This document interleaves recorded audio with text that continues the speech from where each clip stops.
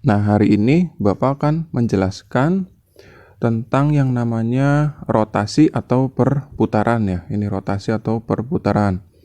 Nah, di sini Bapak akan membagi dua ini.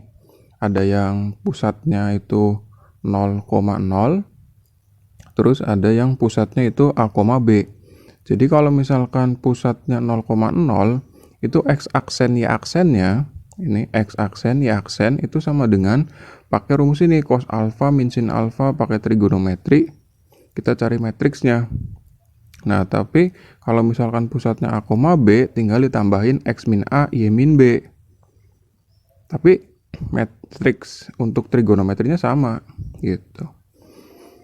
Nah, terus kalau di rotasi itu, ciri-ciri soalnya gini, biasanya ada kata-kata searah jarum jam sama berlawanan jarum jam. Itu artinya apa?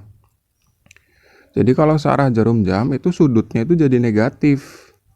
Tapi kalau berlawanan jarum jam itu sudutnya positif gitu ya. Nah, coba kita ilustrasikan ke kuadran ya, biar kalian paham tuh negatif positif dari mana. Nah, ini kan ada kuadran nih. Kuadran itu kan dibagi jadi 4 ya. Kemudian di sini sudutnya 0 derajat, 90 derajat, terus 180 derajat, terus 270 derajat, kemudian 360 derajat, balik lagi satu putaran. Nah, kalau udah, kan ini arahnya ke kiri ya kalau kuadran. Berarti kan positif gitu. Atau kalau misalkan ke kanan itu kan negatif gitu. Kalau ke kiri itu kan berlawanan jarum jam. Makanya jadi positif gitu, karena sesuai arah kuadran. Pokoknya kalau sesuai arah kuadran berarti dia positif, tapi kalau tidak sesuai kebalikannya berarti dia negatif gitu ya. Jadi kita patokannya sama kuadran.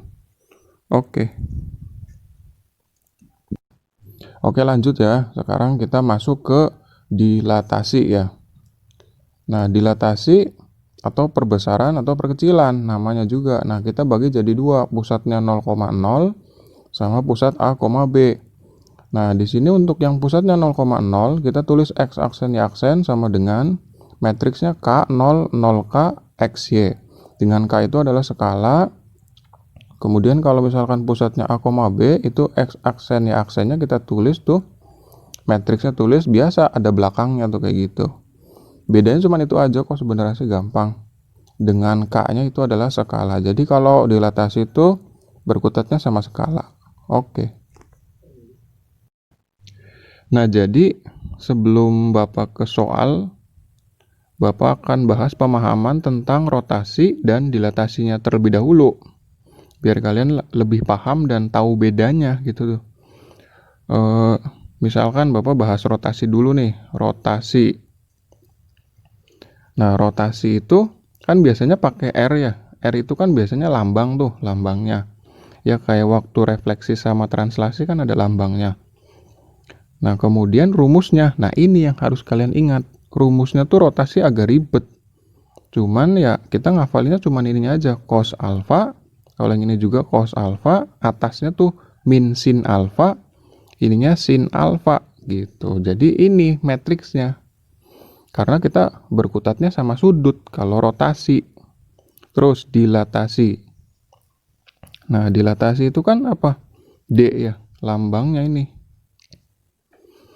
Nah, D ini adalah lambangnya. Kemudian biasanya dilatasi itu berkutatnya sama apa? Skala gitu. Skala itu biasanya K. Kalau di sini tuh pakainya K. Nah, untuk rumusnya itu biasanya matriksnya tuh K, 0, 0 gini ya nulisnya.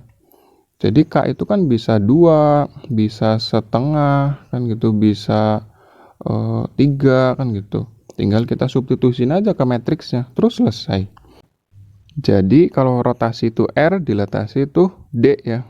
Oke, lanjut kita ke soal-soalnya aja.